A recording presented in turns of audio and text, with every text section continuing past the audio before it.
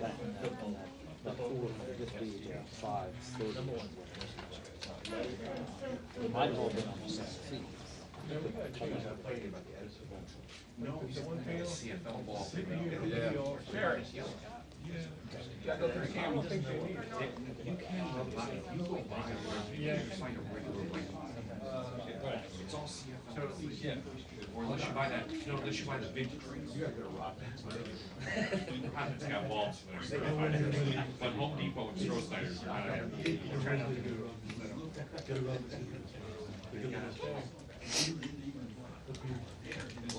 Wait a second. Yeah, hey Dave, said he. You would give AP if they had two people here. This is a Maryland Sunday event. I can give them to. That's true. This is Maryland Sunday event. Yeah, but wait a second. You hear that shudder? Yeah. He's gonna get a nice, he wants to So see you page. have to have Sundays for this? We had like 8 front pages yesterday. I'm gonna get the canon. Okay, I'm good. That's coming in February.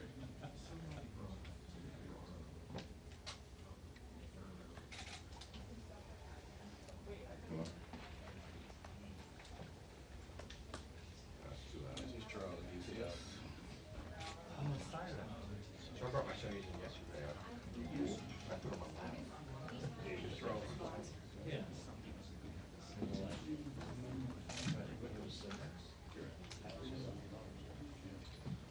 What's that?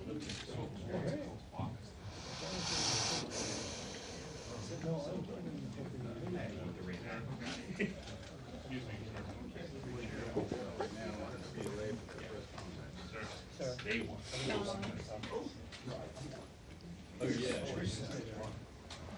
Oh, yeah.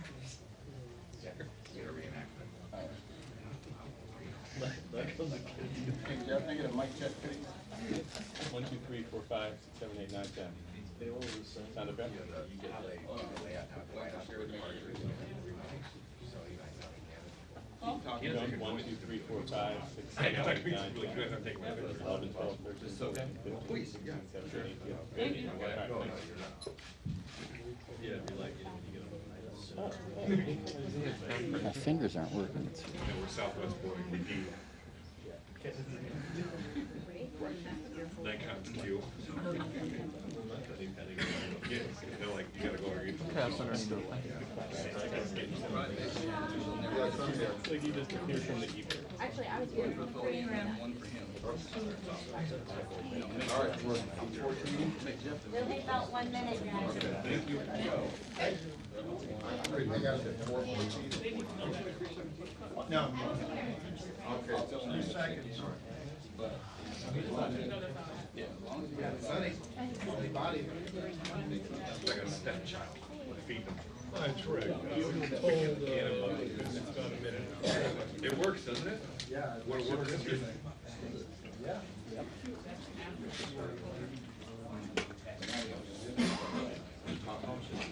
No, he has the loudest camera on camera.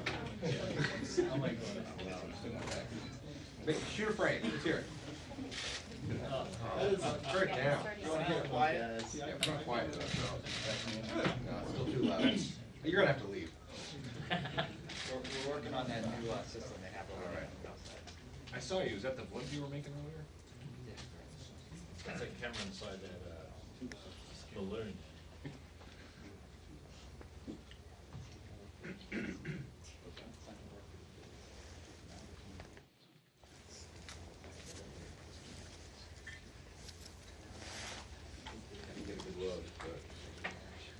In reciprocal trade agreement, we insist on fairness and we insist on reciprocal. We want reciprocal agreements from now on because, and I'm not just talking about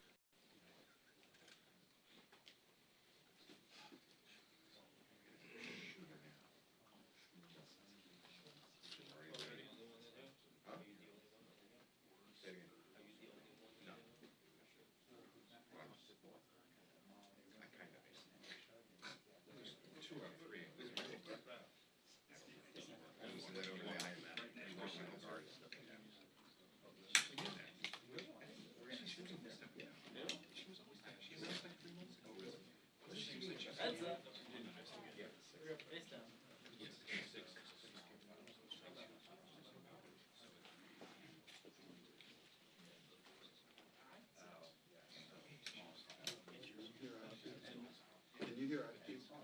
check it.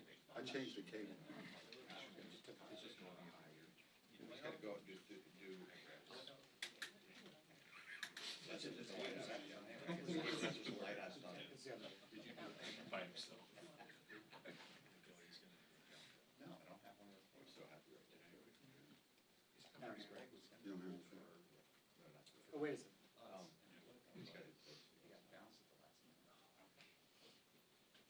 Wait, keep your headphones. Yeah, yeah.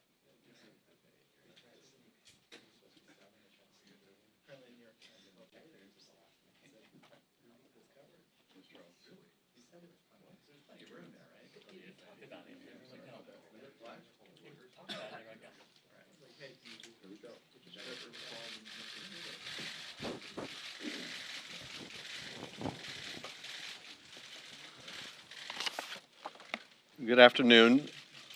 I've now had a chance to review in detail the notes of the call between the President of the United States and the President of Ukraine, as well as the legal opinion drafted by the Department of Justice in an effort to prevent the whistleblower complaint from coming to our committee. And I have to say that I'm shocked by both. The notes of the call reflect a conversation far more damning than I or many others had imagined. It is shocking at another level that the White House would release these notes and felt that somehow this would help the president's case or cause.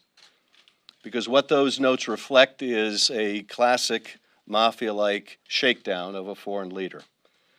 They reflect a Ukrainian president who was desperate for U.S. support, for military support to help that country in a hot war with Putin's Russia, a country that is still occupied by irregular Russian forces and in which people face a very dangerous and continuing and destabilizing action by their aggressive neighbor. And at the same time, a President of the United States who immediately after the Ukraine president expresses the need for further weapons, tells the Ukraine president that he has a favor to ask. The president communicates to his Ukrainian counterpart that the United States has done a lot for Ukraine. We've done an awful lot for Ukraine, more than the Europeans or anyone else has done for Ukraine, but there's not much reciprocity here. This is how a mafia boss talks. What have you done for us? We've done so much for you, but there's not much reciprocity. I have a favor I want to ask you. And what is that favor? Of course, the favor is to investigate his political rival, to investigate the Bidens. And it's clear that the Ukraine president understands exactly what is expected of him and is making every effort to mollify the president.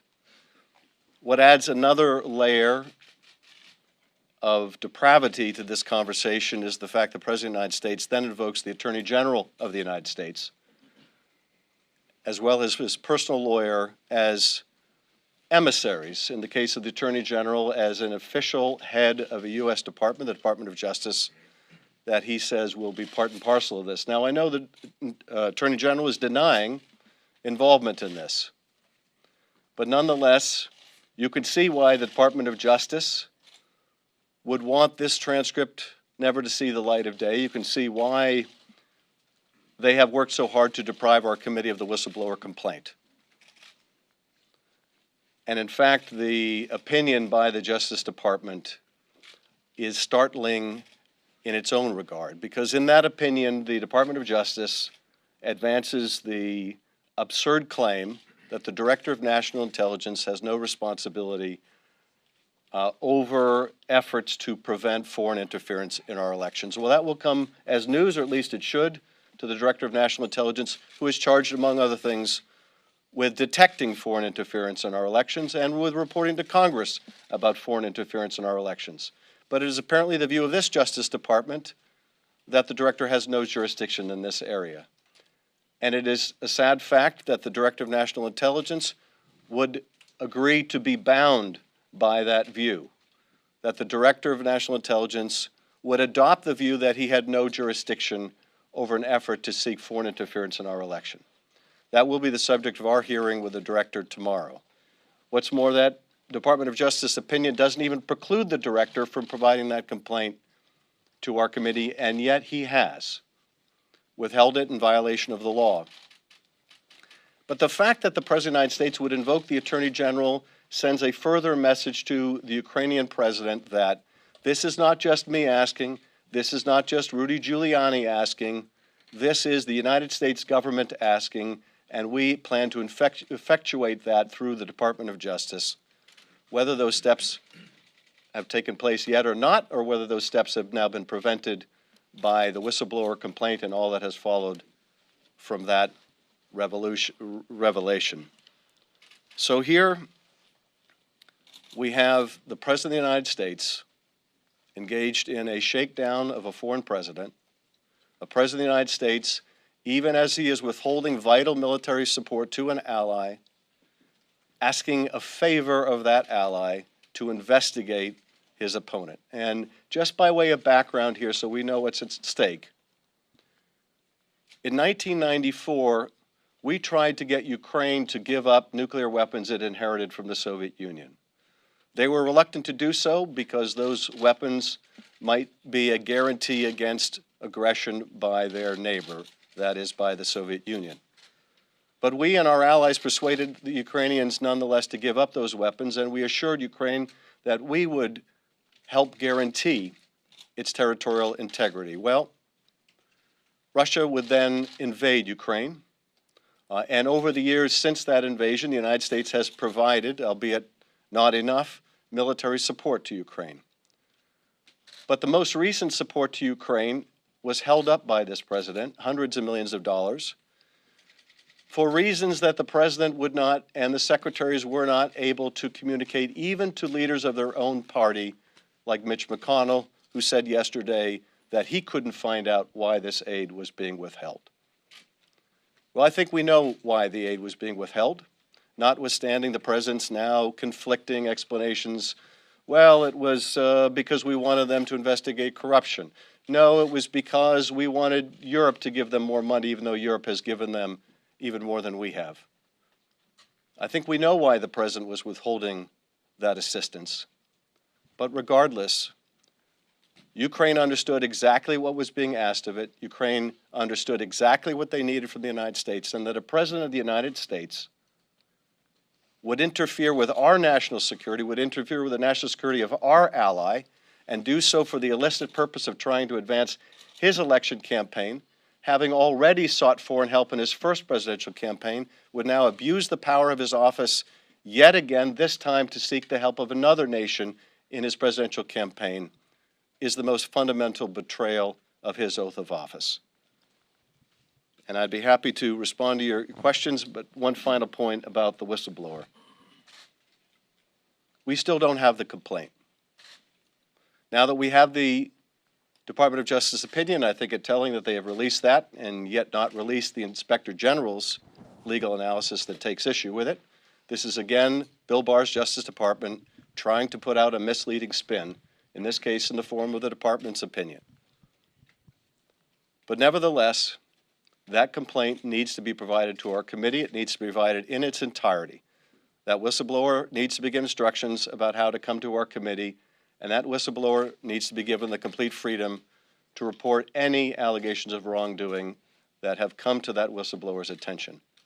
We will not brook any kind of interference, given how pervasive this cover-up apparently is. Now I'll be happy to answer your questions. Yes. Can you, the White House says that this call summary proves that there was no quid pro quo because the withheld military aid never even came up in the conversation. What's your response to that? My response is the president of Ukraine brought up his country's need for military assistance, and immediately thereafter, the president of the United States said, I have a favor I want to ask of you, and would not let the subject go. There was only one message that that president of Ukraine got from that call, and that was, this is what I need. I know what you need.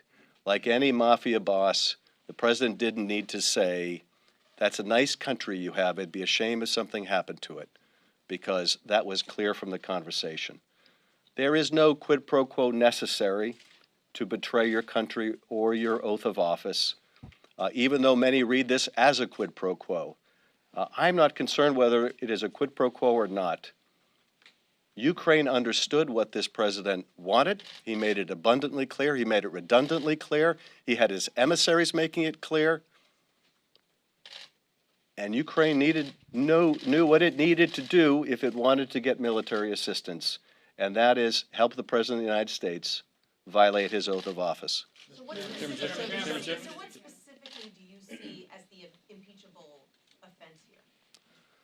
Well, I think in its most naked form, and this is what our inquiry is going to look into, the President has now admitted the notes of this call, and we don't even know if these are the complete notes of that call, indicate the President of the United States shaking down a foreign leader, essentially undermining the national security of this country for a personal political gain, and one that violates his oath of office. So it is very powerful evidence of that kind of potential impeachable offense. But we want to get the full facts before the American people, and we also want to make sure we take corrective action. And I want to thank the whistleblower. We still don't know whether this is the subject of the whistleblower's complaint, but I think this single courageous individual may have had the effect of forcing the White House to provide Ukraine with this funding, knowing that these matters were going to come to light. But this whistleblower has already had a tremendous impact in exposing wrongdoing of the President of the United States and helping protect our national security in a way that his or her boss was unwilling to do. And by that, I mean the director as well as the President of the United States. You have resisted calls for impeachment for some time. Yesterday, you came out in support of what the Speaker announced. After seeing what you saw in this transcript, is there any doubt in your mind that House Democrats will move to impeach this president? I don't want to get ahead of ourselves here. I think what we have learned, what has been admitted, and now what we see in writing is about as damning as you can imagine. It will be a decision for us when we conclude our investigative work whether to bring this or other matters in the form of articles to a vote. And we'll cross that bridge when we come to it.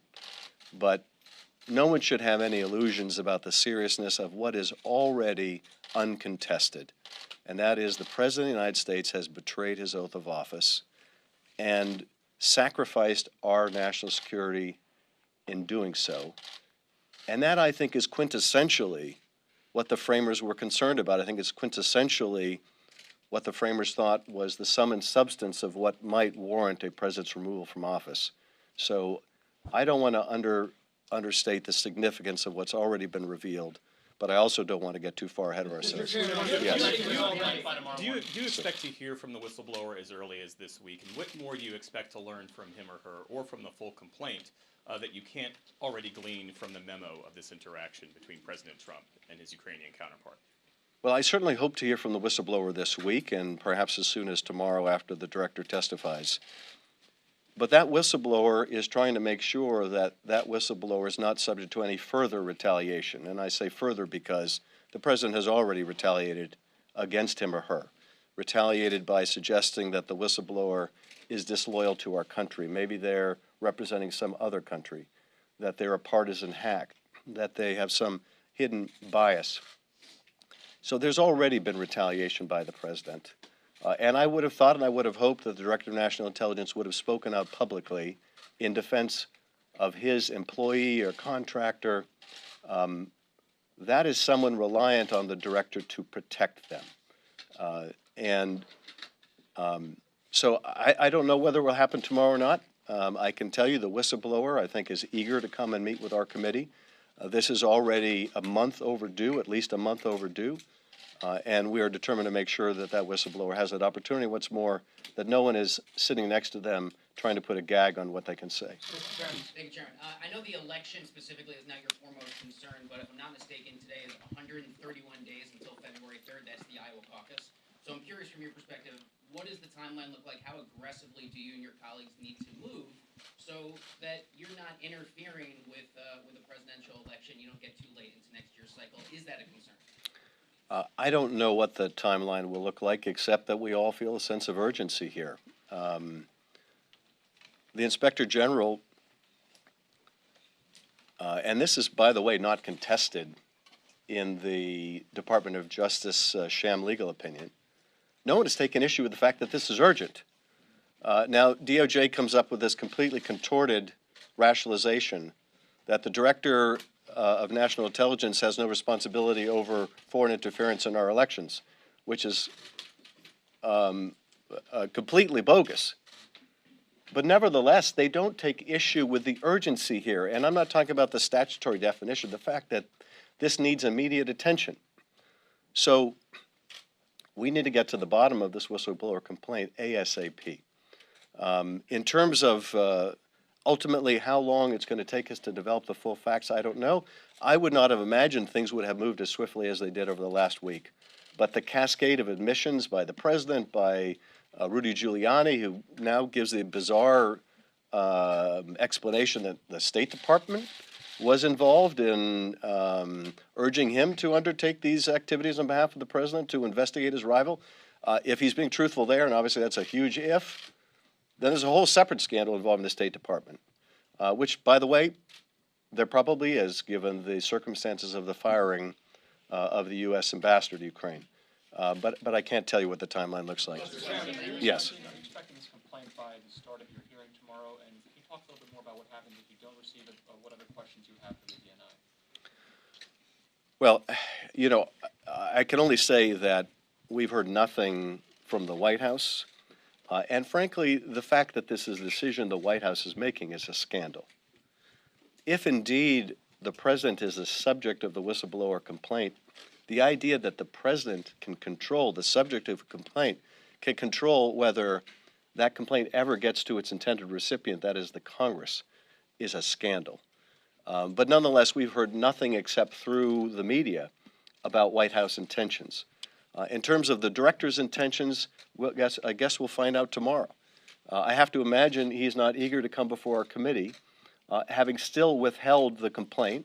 Now that it's clear the Department of Justice didn't even say that he was prohibited from giving it to us, that he is making that decision on his own initiative. I mean, I find it troubling enough that he would seek an opinion that can be used as a pretext to keep this from Congress. And the director understood the contents, if it indeed involves this conversation, and just how scandalous and what a betrayal of the president's oath of office that those notes, not transcript, but notes reflect. I can't imagine he's going to want to come to our committee without having provided that complaint. But frankly, I can't imagine that the director would have gone along with a legal interpretation that says that he has no responsibility over preventing a foreign nation from interfering in our election. Will you hold him in contempt if that complaint does not reach you? I'm not going to discuss what repercussions will follow if there's continuing obstruction of Congress and continuing violation of the law. We'll make that decision when it comes. Thank you very much. What happens with your committee now once you get this?